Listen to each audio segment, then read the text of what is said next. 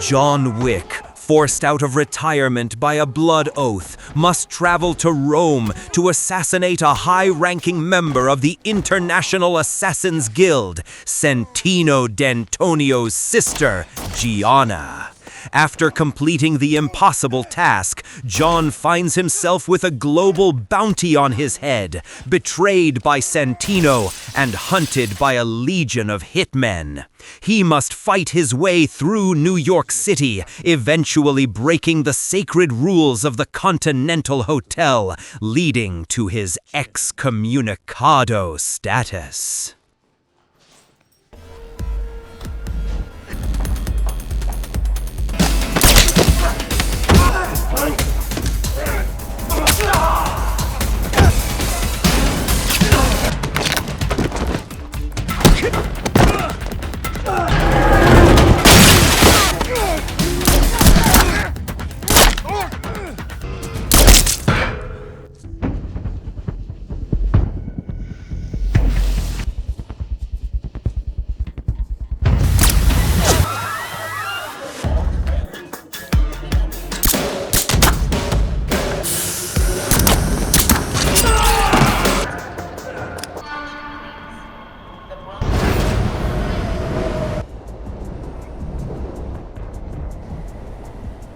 Broad Street bound beach.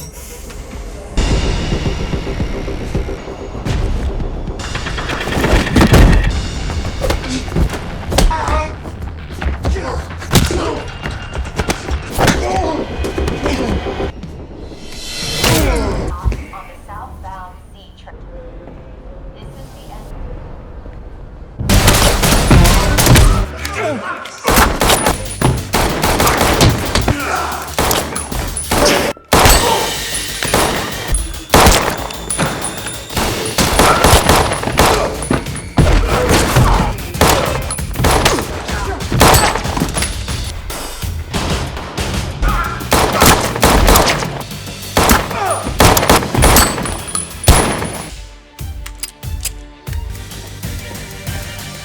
Soul at the new modern faith and our place within the world and just possibly. Dio. Ma allora non lo... Just run away. You think your Old Testament will make it so much... You know what I think? NYC. No life.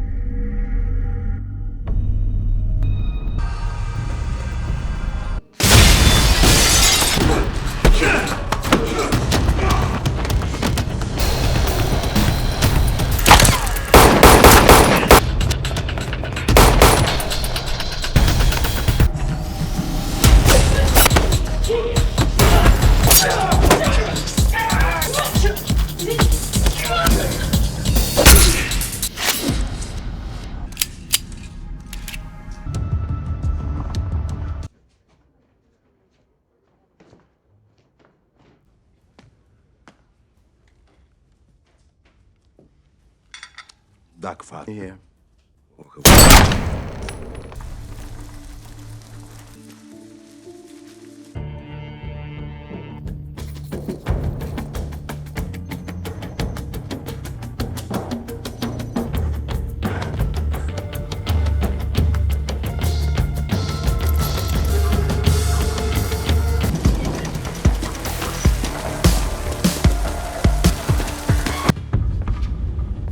Follow virtue and knowledge. Don't know the difference.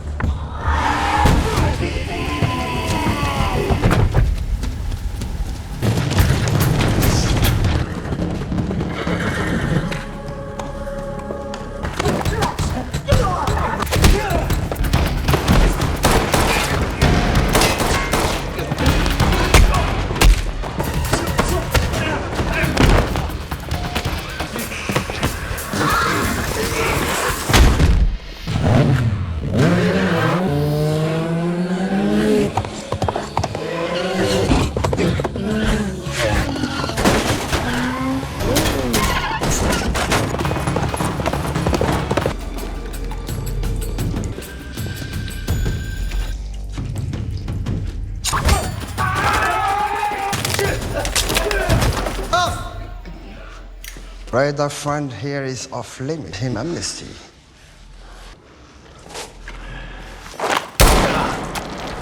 Thanks. Surely it's the least you can do.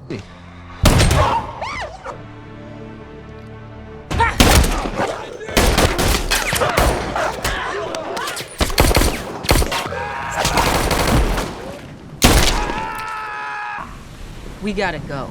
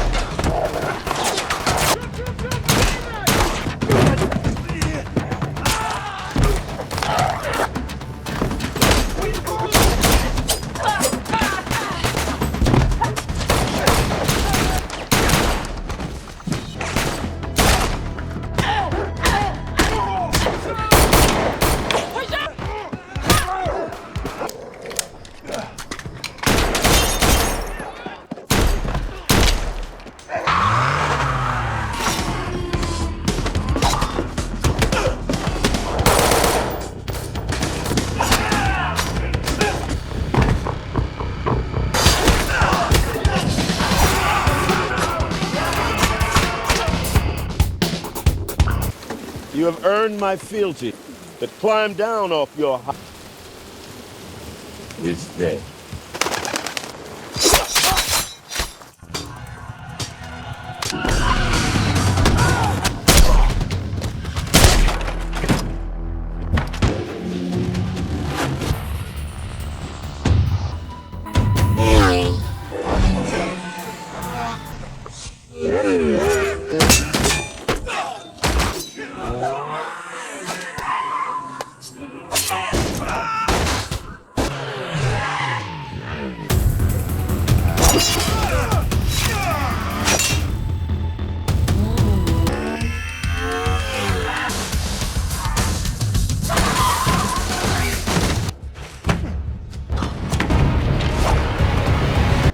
He's excommunicado. Is to lower your gun. I'd like to see the manager.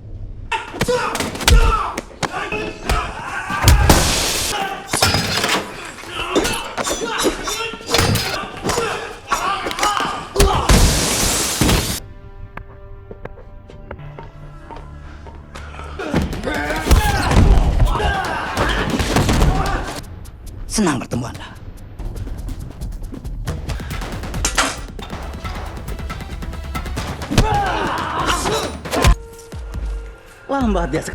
John Wick.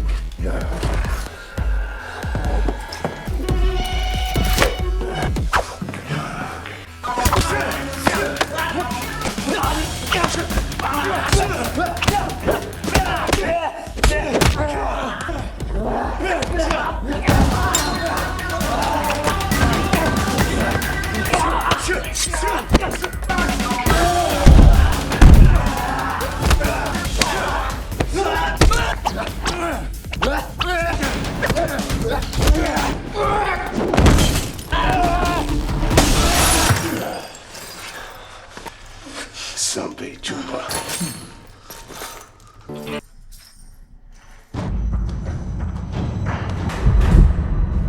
John Bird. Obviously, I'm not to kill you.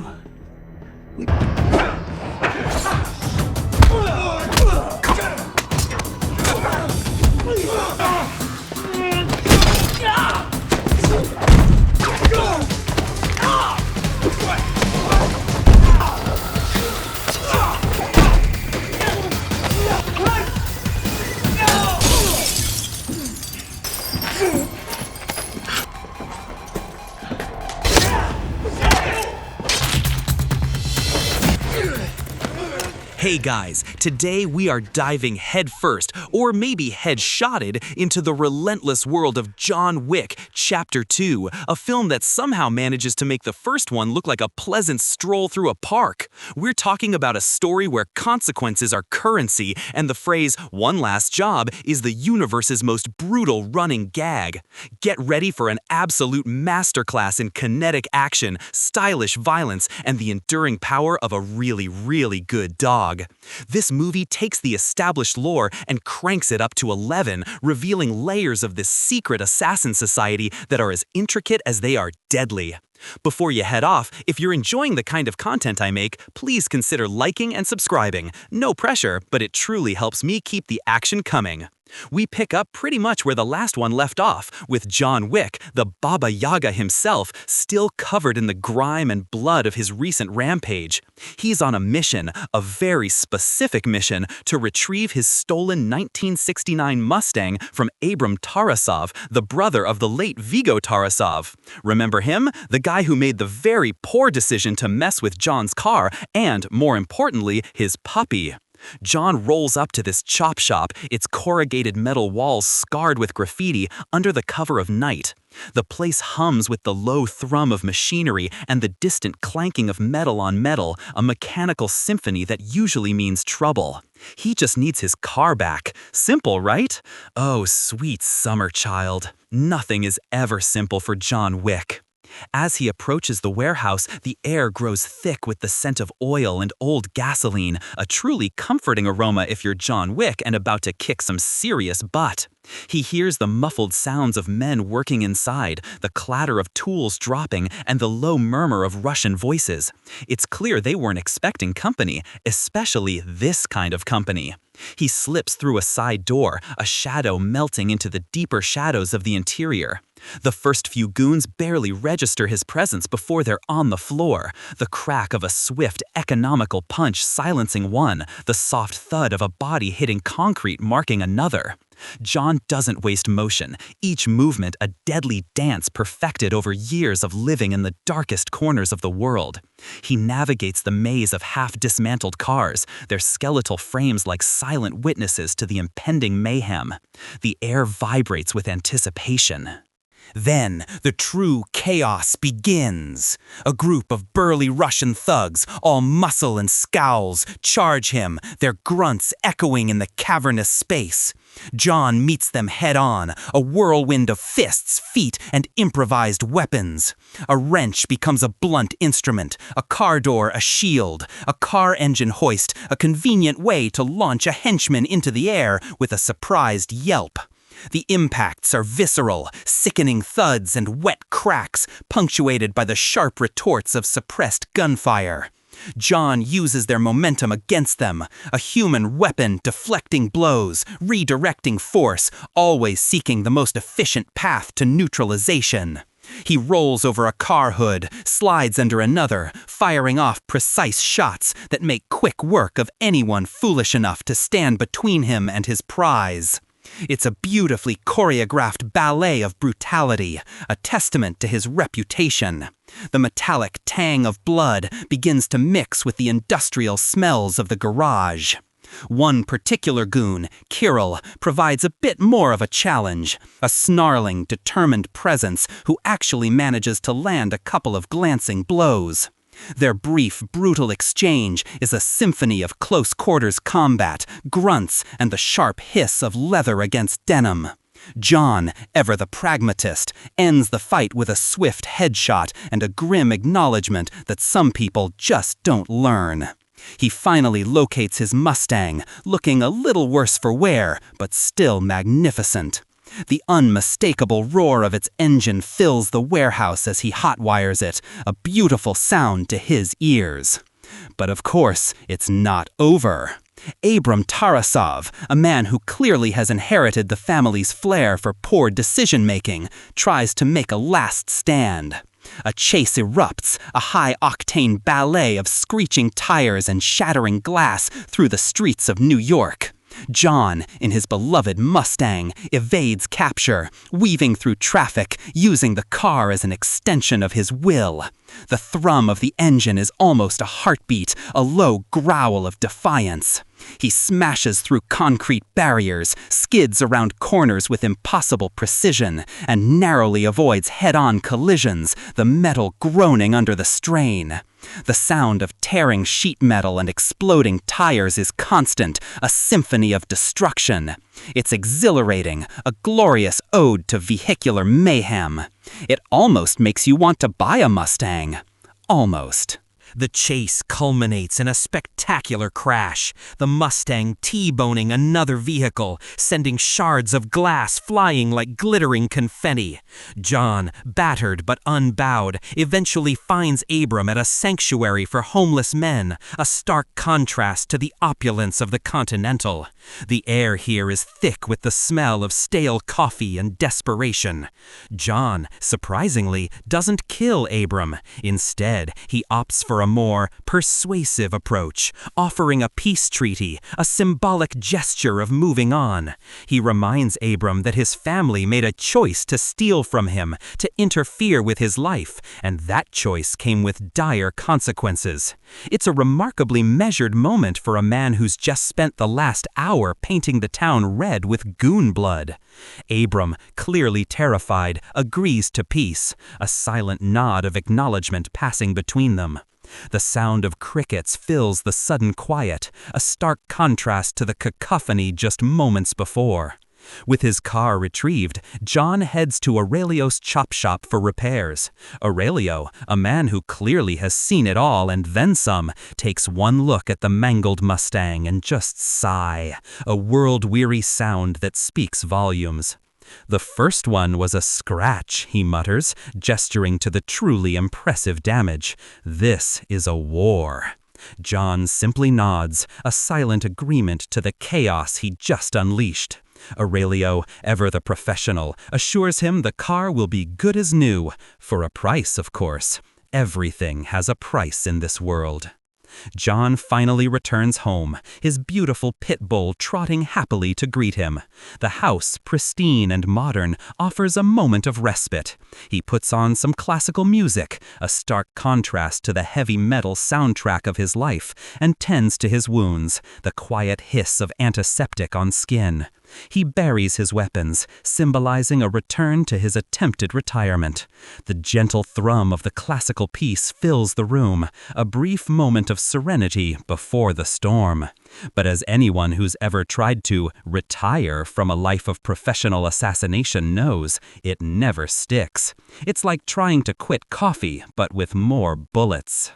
And speaking of storms, a figure emerges from the shadows, Santino D'Antonio, a stylish, impeccably dressed Italian crime lord, and a man with a chillingly calm demeanor. He strides into John's home, an uninvited guest, his polished shoes clicking softly on the hardwood floors, a sound that immediately signals trouble. Santino is here to cash in a blood oath, a marker that John owes him from a past impossible mission. The marker is a solemn pledge, sealed with a blood print, a debt that can never be refused. It's a physical manifestation of an ancient code, a brutal reminder that once you're in, you're never truly out. John, looking utterly drained, tries to refuse, claiming he's out. "You're not out, John," Santino says, his voice a silken threat. "You're just sleeping." The tension in the room is palpable, a thick, suffocating blanket. The air feels charged, heavy with unspoken history and imminent violence. John, desperate to cling to his newfound peace, still resists. He reminds Santino of the life he tried to build, the love he lost. Santino, however, is unmoved. He is a man who understands only one language: obligation. John, in a fit of rage, tells Santino to leave, a low growl in his voice. But Santino, ever the calculating one, takes John's refusal as an insult, a direct challenge to the ancient laws they all live by. He pulls a pistol, fires 2 precise shots into John's floor, and then, with a smug look, turns and leaves, the soft click of his heels fading away. John, seething, goes to dig up his old arsenal, his hands shaking slightly, the weight of the past heavy on his shoulders. He retrieves the heavy wooden crate, the clink of metal against metal, a familiar, unwelcome sound. As John tries to clean up the bullet holes, the unthinkable happens. His beautiful, minimalist house, the very symbol of his attempt at a normal life, is rocked by a series of controlled explosions. Santino, true to his word and utterly ruthless, has blown it to smithereens, leaving it a fiery shell. The roar of the explosion is deafening, followed by the terrifying crackle of flames and the groaning of collapsing timber. The house, once a sanctuary, is now a burning pyre, a stark testament to the unforgiving nature of the markers. John, with his dog, watches in stunned silence, the heat of the fire on his face, the acrid smell of smoke stinging his nostrils. There is no going back now. Santino has truly twisted the knife, burned his bridges, and apparently John's house. With literally nowhere left to go, John seeks out Winston, the enigmatic proprietor of the Continental Hotel, a sanctuary for assassins where business is strictly forbidden. The Continental, with its dark wood, plush velvet, and quiet efficiency, feels like an oasis of calm, even if it's crawling with the world's deadliest people. Winston, ever composed, reiterates the unbreakable nature of the marker. "Rules, John. Without them, we live with the animals." His voice is soft but firm, leaving no room for argument. John has no choice but to honor the marker, no matter the cost. Winston also reminds him of the sanctity of the Continental grounds, a subtle warning not to start any trouble inside. The gentle tinkling of ice in a glass is the only sound in the otherwise quiet lounge. Next, John goes to the Bowery King, a seemingly innocuous homeless man who, in reality, is a powerful crime lord operating an intelligence network disguised as a homeless shelter. The king, surrounded by his subjects living in a labyrinthine underground bunker, offers a sardonic welcome. "John Wick," he drawls, his voice raspy, "back from the dead again." He provides John with a custom Glock, a few magazines, and some practical advice, his eyes glinting with a mix of amusement and respect. The Bowery King asks John if he wants a tool, meaning a weapon, and then quips, "I know what you're thinking. What kind of asshole brings a gun to a knife fight? Well, I guess you're about to find out." It's a moment of dark humor amidst the grim preparations. He's an information broker, a man who sees all the threads of the underworld. He knows exactly what John is about to undertake.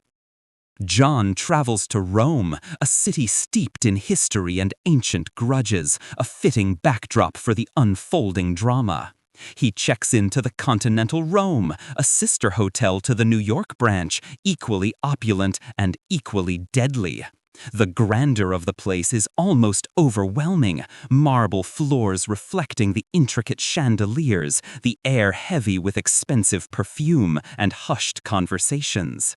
He meets Julius, the manager of the Rome Continental, a man with a suave demeanor and a sharp mind. John needs new gear, new clothes, new weapons. He visits the tailor, a dapper gentleman named Luca, who measures him for a bespoke suit, tactical of course, promising it will be bulletproof. Luca's measuring tape swishes through the air, his patter light and professional, a bizarre normality in a world of assassins. John then sees the sommelier, a jovial fellow who offers him a vast selection of weaponry as if they were fine wines. "May I recommend the AR-15?" he asks with a flourish. A robust, full-bodied weapon pairs well with close-quarters combat. It's one of those moments that makes you question how many of these establishments exist. The metallic click of magazines being loaded and the soft whisper of a gun being holstered are the only sound in this unusual armory. As John prepares for his mission, he encounters Cassian, Gianna D'Antonio's chief bodyguard and a formidable assassin in his own right. They share a moment in the Continental bar, a quiet, tense exchange over drinks. Cassian is a professional, respectful but fiercely loyal. "Will you be seeing my sister tonight?" he asks, a veiled threat in his voice. John simply replies, "Yes." The air crackles with unspoken conflict. There's a mutual understanding, a shared code of conduct, but also the grim knowledge that they will soon be on opposite sides.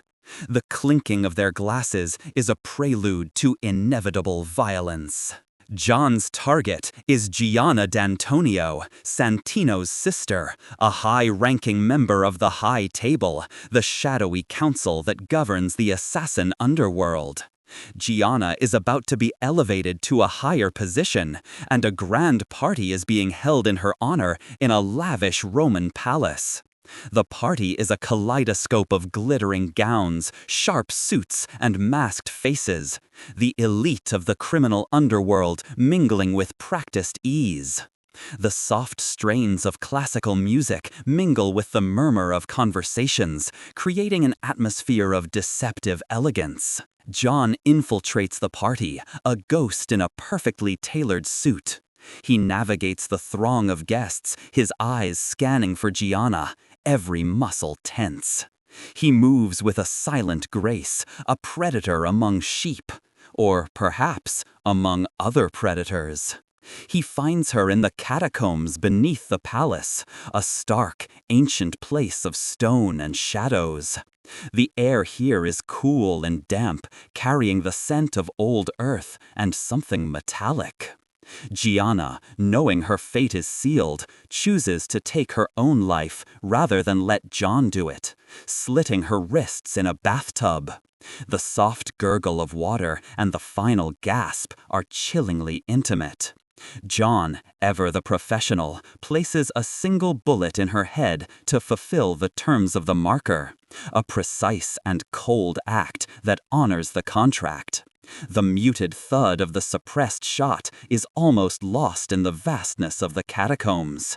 He has completed his task. But the moment John turns to leave, Cassian, grief-stricken and enraged, ambushes him.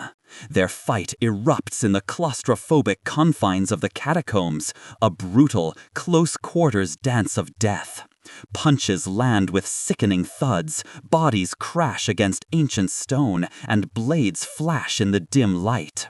The echoes of their struggle bounce off the walls, a testament to the raw power of their combat.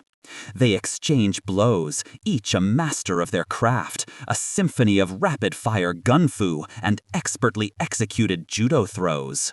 The fight spills through the ancient tombs, past skeletal remains and crumbling frescoes. John's movements are economical, precise, while Cassian's are fueled by a burning desire for revenge. It's an evenly matched struggle, each man pushing the other to their absolute limits. The harsh scraping of shoes on stone and the ragged gasps for breath are the only sounds. Their battle eventually leads them to the Roman streets, their struggle escalating in scale and intensity. They crash through bustling markets, sending fruits and vegetables scattering, drawing confused shouts from vendors. The cacophony of the city suddenly takes on an urgent, dangerous edge. They roll down a flight of stairs, a jarring tumble of limbs and weapons, before landing in a fountain, the splashing water momentarily dousing their fury. The spray of the water is cool against John's burning skin. After a grueling and spectacular fight, John and Cassian, both severely injured, end up in the continental Rome, their weapons drawn, ready to continue. Julius, the manager, intervenes, reminding them of the sacred rules. No business on continental grounds. The words hang in the air, heavy with authority. They lower their weapons, a shared understanding passing between them. They are professionals after all, and even in their rage, they respect the rules. They share a drink at the bar, a silent truce, a promise that their conflict will be resolved another day, another place. "I look forward to it, John," Cassian says, his voice a low growl of promise. John knows it's not a threat, but a fact. John returns to New York, bruised and weary, only to discover Santino has placed a $7 million bounty on his head, citing a technicality in the marker. The contract was fulfilled, but Santino chose to betray John, triggering a worldwide manhunt. Suddenly, every assassin in New York is after him, their eyes glinting with the promise of a massive payout. The city, once a place of relative anonymity, becomes a deadly gauntlet. The air practically hums with unseen danger. It's like a really aggressive, very deadly game of tag, and John is definitely it. The journey eventually leads John to a highly anticipated encounter with Cassian, who is still nursing his wounds from Rome. Their rematch takes place in a crowded train station, a beautiful, sprawling architectural marvel that soon becomes a battleground. This time, they are both more desperate, more brutal. The fight is a whirlwind of grappling, close-quarters gunplay, and a terrifying moment where John uses Cassian's own knife against him, almost inverting the classic "don't bring a knife to a gunfight" adage into "don't bring a knife when John Wick has one." John stabs Cassian, not fatally, but in a non-lethal artery, giving him a choice: bleed out or accept help. He then delivers a cutting line: "Don't ever mention her again," a raw display of his pain and his unwavering loyalty to his late wife. He leaves Cassian on the train, bleeding but alive, a gesture that shows John's code even amidst the chaos. The rhythmic clang of the train wheels slowly fades into the distance, carrying Cassian away. John finally corners Santino at a high-table art exhibit, a sleek, modern gallery filled with gleaming sculptures and minimalist paintings. The contrast between the pristine art and the impending violence is stark. Santino, surrounded by his personal guard, taunts John, believing himself safe within the Continental's jurisdiction, albeit a temporary one. He's got that smug look only a truly villainous villain can pull off. But John, driven by a cold fury, tears through Santino's security detail, a relentless force of nature. Each shot is precise, each punch brutal. The clean, sharp cracks of his suppressed pistol echo in the cavernous gallery, punctuated by the shattering of glass and the cries of Santino's men. He moves like a dark phantom, weaving between priceless artworks, using the environment to his advantage. A particularly impressive move involves using a mirrored hallway, turning the reflective surfaces into a disorienting, deadly maze. The mirror room sequence is a visual masterpiece, a dizzying ballet of reflections and refractions. John and his assailants are multiplied endlessly, creating a disorienting effect where reality and reflection blur. Gunshots shatter the glass, sending glittering shards raining down like deadly confetti. The constant metallic shattering of glass becomes a percussive beat to the deadly dance. John uses the reflections to his advantage, anticipating attacks, disappearing and reappearing in the fragmented images, a true ghost in the machine. It's disorienting, thrilling, and a fantastic display of tactical prowess. He dispatches guard after guard, the silenced shots echoing in the fractured space, each one a testament to his lethal efficiency. The crunch of glass under his boots is a constant, unsettling sound. John eventually corners Santino in the Continental, a place of peace, a sanctuary where blood cannot be spilled. Santino, with a smirk, believes himself safe, shielded by the sacred rules. He sits confidently at a table in the bustling lounge, surrounded by other assassins who respect the code. Winston approaches, his presence a calm authority, and warns John one last time. "Do you wish to commit suicide, John?" His voice is low, serious, a final plea for reason. But John, his eyes burning with an unshakable resolve, cannot be deterred. The pain of losing his wife, the destruction of his home, the betrayal, it all culminates in this moment.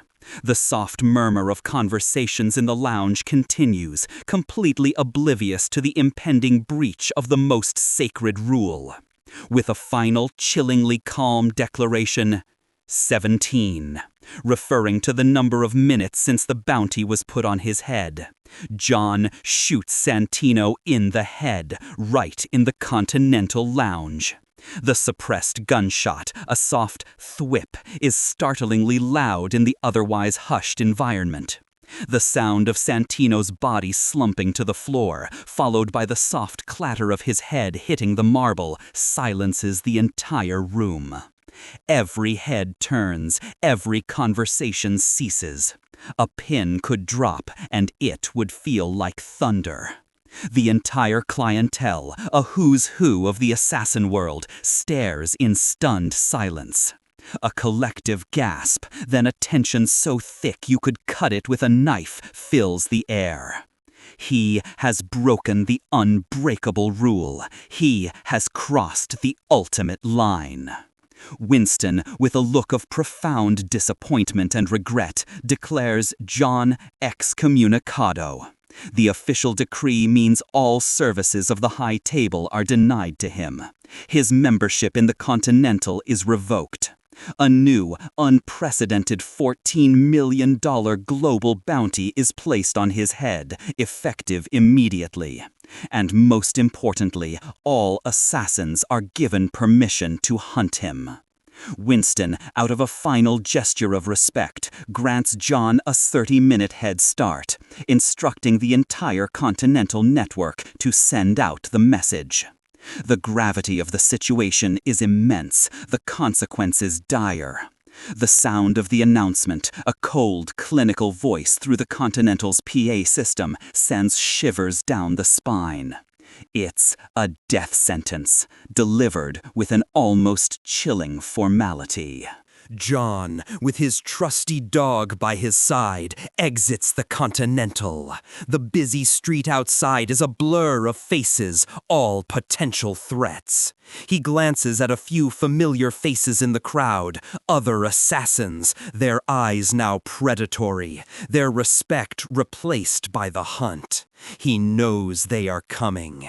He begins to walk, the bustling city street transforming into a sprawling global hunting ground.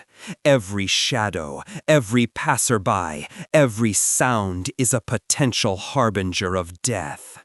The low rumble of city traffic seems to contain a predatory edge.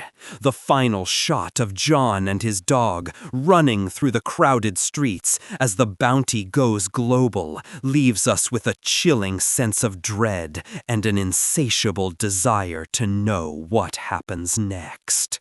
The world is now his enemy, and John Wick, the man who just wanted to be left alone, is once again fighting for his life with nowhere to hide. The ticking clock of his survival has begun. As the credits roll and the echoes of gunfire fade, we're left to contemplate the profound themes woven through John Wick's relentless journey. It's a powerful meditation on the inescapable nature of one's past, the weight of commitments made, and the brutal consequences of a life lived outside the lines of conventional society. John's struggle isn't just about survival. It's about the relentless pursuit of peace in a world that refuses to grant it, a testament to the idea that some debts can never truly be repaid, only faced head-on with an unyielding spirit. His story reminds us that even when all seems lost, the human and canine will to endure can still ignite a spark of defiance against overwhelming odds. John Wick Chapter 2 isn't just an action movie. It's a meticulously crafted expansion of an already beloved world. It ups the ante in every conceivable way, from the scale of the fights to the depth of the lore, all while maintaining that distinct, stylish brutality that made the first film a phenomenon. It solidified John Wick as a cinematic icon, proving that sometimes all you need is a man, his dog, and an almost infinite supply of bullets to make pure movie magic. It's an absolute adrenaline shot, a true spectacle.